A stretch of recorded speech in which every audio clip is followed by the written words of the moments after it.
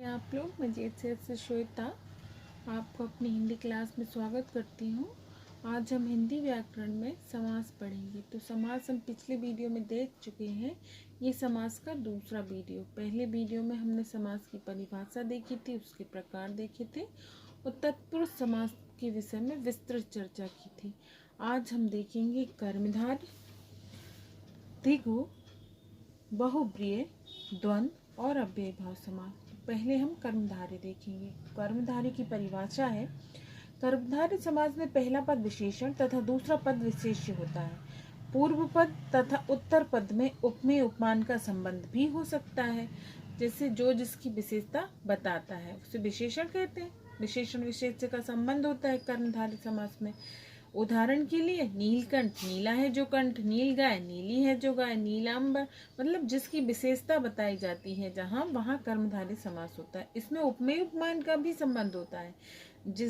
किसी से किसी की उपमा जहाँ की जाती है, जैसे चंद्रमुख, चंद्र के समान मुख, देहलता, देह रूपी लता, वचनामृत, वचन रूपी अमृत, मतलब किसी से किसी की उपमा भी की जाती है और किसी की विशेषता भी कर्मधारय समास में ही बताई जाती है। अगर कहीं किसी की विशेषता बताई जा रही हो तो वहां पर भी कर्मधारय समास होगा और कहीं पर उपमा दी जा रही है तो वहां पर भी कर्मधारय समास होगा। अगला देखेंगे हम द्विगु समास। जिस समासिक शब्द का पहला पद संख्यावाची विशेषण हो उसे द्विगु समास कहते हैं। जैसे शताब्दी, चौराहा, त्रिफला, तिरंगा, चारपाई, पंचामृत, पंजाब, नवरत्न, सप्ताह, चार दीवारी।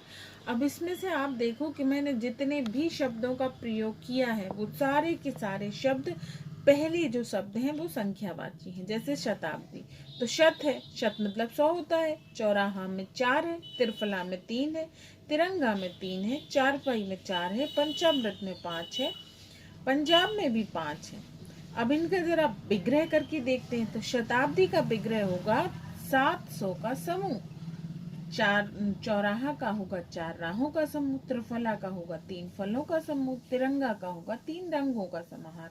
मतलब जहां पर भी संख्यावाची विशेषण आ रहा है वहां पर अपना द्विगु समास होगा।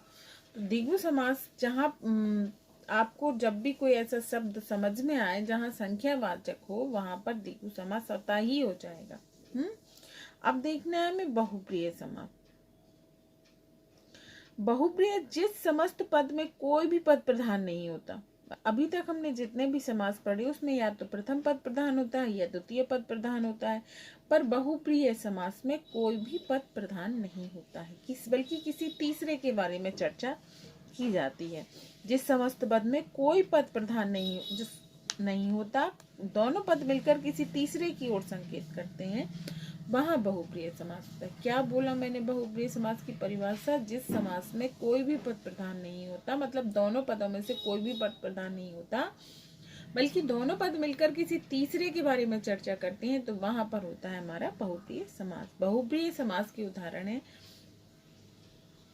बहुप्रिय समास और द्विगु समास में कंफ्यूज मत होना आप लोग, नहीं तो आपको लगे कि जहाँ चतुर्मुख आ गया वहां तो द्विगु समास होगा।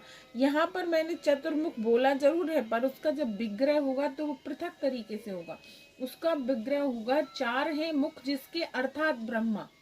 तो जहां पर अर्थात शब्द आ जाए, जैसे मैंने बोला चतुरानन, 4 है आनंद जिसके अर्थात ब्रह्मा जी, तो ये दोनों ही अवस्था में बहुप्रिय समास होगा, क्योंकि हम यहाँ दोनों पद ही प्रधान नहीं है, किसी तीसरे के बारे में बात हो रही है। जैसे लंबोदर, लंबा है उदर जिसका अर्थात गणेश, तो यहाँ पर भी ये नहीं है कि किसी एक निश्चित व्यक्ति की विशेषता बताई जा रही है। लंबा उदर गणेश के लिए ही प्रसिद्ध है, किसी और के लिए नहीं, इसीलिए यहाँ पर बहुप्रिय समास है। अब हम देखेंगे कर्मधार और बहुप्रिय समास में अंतर। कर्मधार समास में दूसरा पद प्रधान होता है तथा पहला पद विशेष्य की विशेषण का कार्य करता है। बहुप्रिय समास दोनों पद मिलकर किसी तीसरे की ओर संकेत करते हैं। मतलब कर्मधारय समास में दूसरा पद प्रधान होता है। जैसे नीला है, जो मैंने बोला था, नीलकंठ, नीला है जो कंठ, तो कंठ कैसा है? नीला। मतलब दूसरा पद जो हमारा है कंठ जो है वो प्रमुख है। किसकी विशेषता बताई जा रही है? कंठ में। जबकि बहुब्रीहि समास में ना तो कंठ की विशेषता बताई जा रही है, ना नीले की विशेषता बताई जा रही है। अगर यहाँ पे बोलेंगे कि नीला है कंठ जिसका अर्थात शिव जी, तो उस अवस्था में यहाँ पर बहुब्रीहि समास हो जाएगा, क्योंकि यहाँ दोनों ही पद प्रमुख न होकर किसी तीसरे के बारे में चर्चा हो रही थी। अब देखना इसके कुछ उदाहरण देख लीजिए। जैसे लंबोदर, तो लंबे पेट वाला, अगर लंबे पेट वाला बोल के हम उसे वहां खत्म कर देते हैं तो ये हो जाएगा कर्मधारय समास।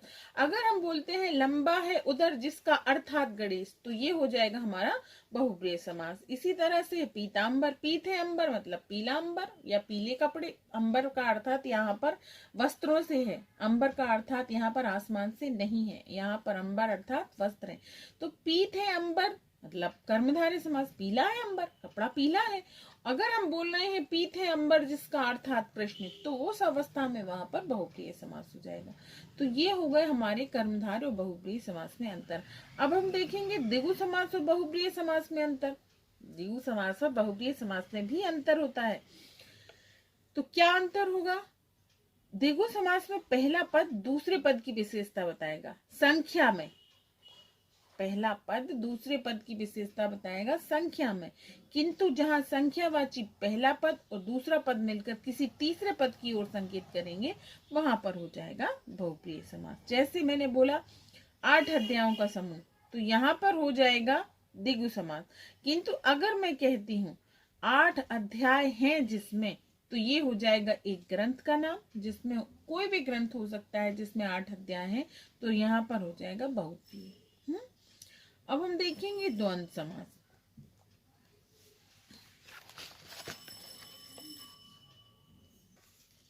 अब हमें देखना है द्वंद्व समास, जिस समास में दोनों पद प्रधान होते हैं। बहुप्रिय में क्या हुआ था? दोनों पद प्रधान नहीं थे, किसी तीसरे के बारे में चर्चा थी। द्विगु में क्या हुआ था? संख्यावाची थे। कर्मधारय में पहला पद प्रधान, दूसरा पद प्रधान था और पहले पद उसकी विशेषता बता रहा था। किंतु द्वंद्व समास में, जिस समास में दोनों पद प्रधान होते हैं, मतलब प्रथम भी प्रमुख है और दूसरा भी प्रमुख है, पूर्व भी प्रमुख उत्तर भी प्रमुख, जिसमें दोनों पदों को मिलाने वाले समुच्चय बोधक अव्ययों का लोप हो जाता है, वहां द्वंद्व समास होता है। समुच्चय बोधक अव्यय जो होते हैं वो होते हैं और, तथा, या, अथवा, एवं आदि। ये जो होते हैं ये समुच्चय बोधक अव्यय होते हैं। जब इनका लोप हो जाता है तो वहां पर द्वंद्व समास होता है, या इनका प्रयोग होता है या इनको लोप कर देते हैं। अगर वहां पर समस्त पद दिया हुआ है तो हम उसका विग्रह कर देंगे, तो विग्रह करने पर वो समुच्चय बोधक आ जाएंगे। और अगर विग्रह दिया हुआ है और हम उसको समस्त पद बनाते हैं तो उस अवस्था में हमारा जो समुच्चय बोधक अव्यय है वो हट जाएंगे, तो इस अवस्था में भी द्वंद्व समास होगा। जैसे, और एक बार और इसमें द्वंद्व समास की एक विशेषता और होती है, इसमें जो अधिकांश, मैंने बोला, ये नहीं बोल रही हूँ कि सभी, पर अधिकांश जो शब्द होंगे वो एक दूसरे के विलोम होंगे, यानी उल्टे होंगे, वो एक दूसरे के सहयोगी नहीं होंगे।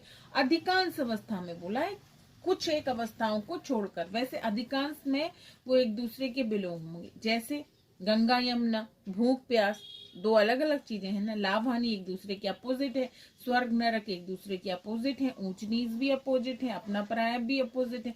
अधिकांशतः एक दूसरे के अपोजिट शब्दों को ही मिलाया जाएगा इस द्वंद्व समास में। जैसे गंगा यमुना का हो जाएगा गंगा और यमुना, भूख प्यास का भूख और प्यास हो जाएगा, स्वर्ग नरक का हो जाएगा स्वर्ग या नरक, ऊंच नीच का हो जाएगा ऊंच और नीच। ये जहां पर और समुच्चय बोधक का प्रयोग हो, या समुच्चय बोधक का, अथवा, तथा, एवं समुच्चय बोधक का प्रयोग हो, वहां पर द्वंद्व समास आएगा। अब हम देखेंगे अव्यय भाव समास। अव्यय भाव समास ने जिस समास में पूर्व पद प्रधान हो, मतलब पहला पद प्रधान हो और वह अव्यय हो, तथा उसके योग से समस्त पद भी अव्यय बन जाए, उसे अव्ययी भाव समास कहते हैं। मतलब अव्ययी भाव समास में पहला पद जो होगा वो कोई अव्यय शब्द होगा। अव्यय तो आपने पढ़े होंगे हिंदी व्याकरण में, अव्यय ही स्टार्टिंग से पढ़ाए जाते हैं। तो अव्यय जहाँ होगा, जैसे यथाशक्ति तो विधि शक्ति के अनुसार होगा, यथा विधि विधि के अनुसार होगा, बेकाम मतलब बिना काम के होगा, यथासंभव मतलब जितनी सामर्थ्य हो सामर्थ्य के अनुसार होगा। तो ये सारे जो हैं वो अव्ययी भाव समास के उदाहरण हैं। इनमें जो पहला शब्द है, जैसे यथाशक्ति में यथा था, बेकाम में बे है, यथा संभव में यथा है, दिनों दिन में दिन है, यथोचित में यथो है, कानो कान में कान है, आजन्म में आ है, आमरण में आ है। तो ये सारे के सारे शब्द जो हैं ये अव्यय हैं। तो अव्यय शब्दों का प्रयोग होने के कारण संपूर्ण शब्द ही अव्ययी भाव समास का उदाहरण बन जाता है। मतलब इनका जहाँ अव्यय का प्रयोग होता है वहां पर संपूर्ण पद ही अव्ययी भाव समास बन जाता है। अब इसमें से इसके कुछ क्वेश्चन देखिए कि समास का शाब्दिक अर्थ बताइए, समास विग्रह किसे कहते हैं, समास के कितने भेद होते हैं, द्विगु और बहुब्रीहि समास में अंतर, अव्ययी भाव समास में स्पष्ट कीजिए, निम्नलिखित पदों का विग्रह कीजिए। कुछ पद दिए हैं उनको विग्रह करना है। ये आपको मैं कुछ शब्द देती हूँ, अगर आप लोग करके बताइएगा। जो भी ये वीडियो देखें वो इन शब्दों को करके मेरे पास भेजें। सभा भवन, आजन्म, दाल भात, इनमें आपको समास का नाम बताना है। जितने भी ये 3 शब्द मैंने बोले हैं इनका सभा भवन, आजन्म और दाल भात में आपको समास का नाम बताना है। परमेश्वर में उसका विग्रह करना है, मदमस्त में भी विग्रह करना है और श्रमजीवी में समस्त पद बनाना है। श्रम से जीविका समस्त पद बनाना है, रामायण का विग्रह करना है और वनवास का विग्रह करना है, बेकाम का समास का नाम बताना है और गगनचुम्बी में विग्रह करना है। ये आपको पूरा मुझे कर मेरे नंबर पर सेंड करना है। Okay, bye, take care, thank you for watching.